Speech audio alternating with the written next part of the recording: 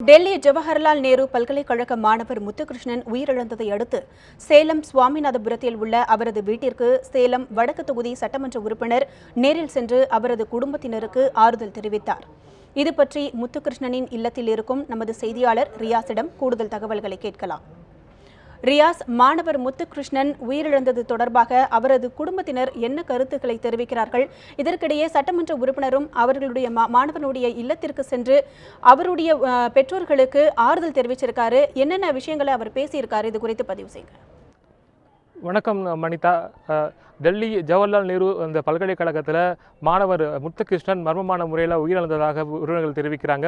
இந்த மரணத்தில் சந்தேகம் எழுந்திருப்பதாக இதுக்கு நீதி விசாரணை நடத்த வேண்டும் சொல்லி உறவினர்கள் தொடர்ச்சியாக வலியுறுத்தியிருக்காங்க. குறிப்பாக அவருடைய சொந்த ஊரான சேலம் மாவட்டம் அந்த அரசிபாளையம் பகுதியில் தற்போது அனைத்து தரப்பு அரசியல் கட்சியினரும் இங்கே ஆறுதல் தெரிவித்து வந்துட்டு இருக்காங்க. குறிப்பாக திமுகவுடைய வடக்கு தொகுதி சட்டமன்ற உறுப்பினர் ராஜேந்திரன் அவர்கள் அவருடைய குடும்பத்தாரை தற்போது ஆறுதல் தெரிவித்தாங்க. தொடர்ந்து அந்த குடும்பத்துக்காக ஒரு லட்சம் ரூபாய் நிவாரண உதவியும் வழங்கியிருக்காரு. தற்போது அவர் நம்மிடையே இணைஞ்சிருக்கார். சார் வணக்கம். தற்போது இந்த மாணவருடைய மர்மம் எப்படி பார்க்குறீங்க நீங்கள்? இது மாணவர் முத்துகிருஷ்ணன் அடிப்படையாக ஒரு தைரியமான மாணவர், கோழையானவர் அல்ல, நன்றாக படிக்கக்கூடியவர். அவர் தற்கொலை செய்து கொள்ளுகிற அளவிற்கு எந்த சூழ்நிலையும் இல்லை. அவருடைய மரணம் என்பது மர்மமாக இருக்கிறது. அவர் தற்கொலை செய்து கொண்டிருக்க மாட்டார் என்பதுதான் அவருடைய பெற்றோர், அவருடைய உறவினர்களுடைய கருத்து. எனவே மாணவர் உயிர் இன்றைக்கு பறிபோய் இருக்கிறது.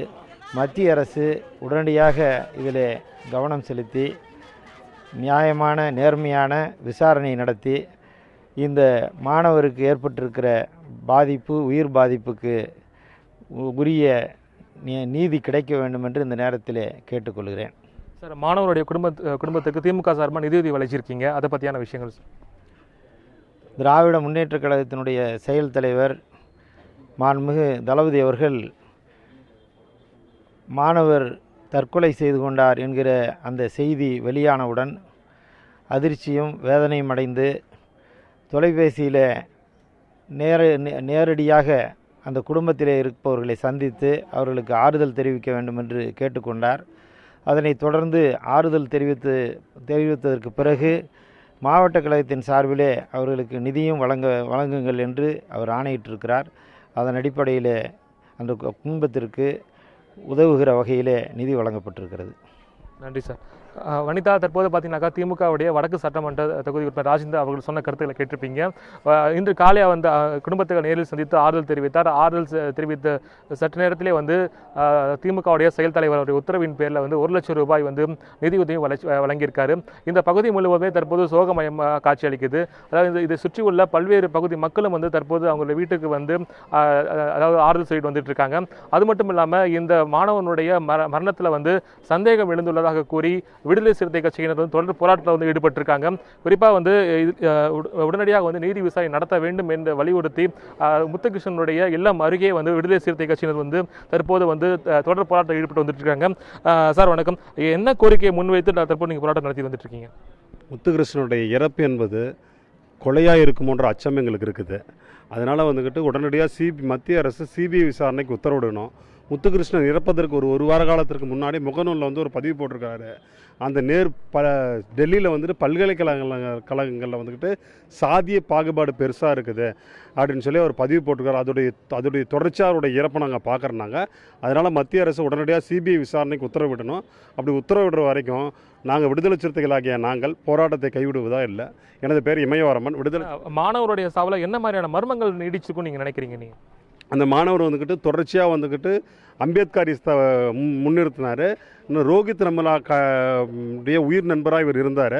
அதனால் முகநூலில் அங்கே இருக்கின்ற சாதிய பாகுபாடை தோலுறுத்து காட்டினதுனால இவர் யாரேனும் கொலை செய்திருப்பார்களோன்ற அச்சம் கூட எங்களுக்கு இருக்குது. வனிதா, விடுதலை சிறுத்தை கட்சியினுடைய கருத்துக்களை நீங்கள் கேட்டிருப்பீங்க. நீதி விசாரணை உடனடியாக வந்து மத்திய அரசு அமைக்கப்பட வேண்டும் என்பது அவங்களுடைய முக்கியமான கோரிக்கையாக இருக்குது. தற்போது அவருடைய இல்லம் அமைஞ்சிருக்கிற, அதாவது முத்துகிருஷ்ணனுடைய இல்லம் அமைந்திருக்கிற இடத்துல தான் நாங்கள் இருக்கோம். தற்போது இந்த காட்சிகளை நீங்கள் வந்து பார்க்கலாம். குறிப்பாக இந்த பகுதியை சுற்றியுள்ள ஏராளமான பொதுமக்கள் வந்து தற்போது அவங்க வீட்டுக்கு முன்பாக வந்து இங்கே வந்து குமிச்சிருக்காங்க. சோகமே இந்த பகுதியில் வந்து சூழ்ந்திருக்கு.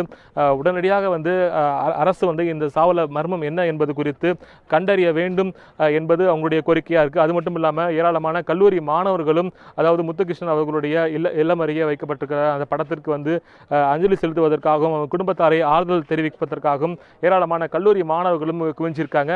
அதே போல இங்கு அரசியல் கட்சியினரும் தொடர்ந்து இவருடைய இல்லத்திற்கு வந்து ஆறுதல் தெரிவிக்க வந்த வண்ணம் இருக்காங்க. வனிதா. நிச்சயமாக ரியாஸ், ஜவஹர்லால் நேரு பல்கலைக்கழக மாணவர் முத்துகிருஷ்ணன் மர்மமான முறையில் உயிரிழந்த நிலையில் மாணவனின் பெற்றோரை சந்தித்து சேலம் வடக்கு தொகுதி சட்டமன்ற உறுப்பினர் மாணவனுடைய பெற்றோரை நேரில் சந்தித்து ஆறுதல் தெரிவித்ததுடன் திமுக சார்பில் நிதி உதவியும் வழங்கியிருக்கிறார்கள். இதற்கிடையே மாணவனின் மரணத்தில் சந்தேகம் இருப்பதாக கூறி விடுதலை சிறுத்தைகள் கட்சியினர் போராட்டத்தில் ஈடுபட்டு வருகின்றனர். இந்த 2 செய்திகள் குறித்த கள தகவல்களுக்கு நன்றி.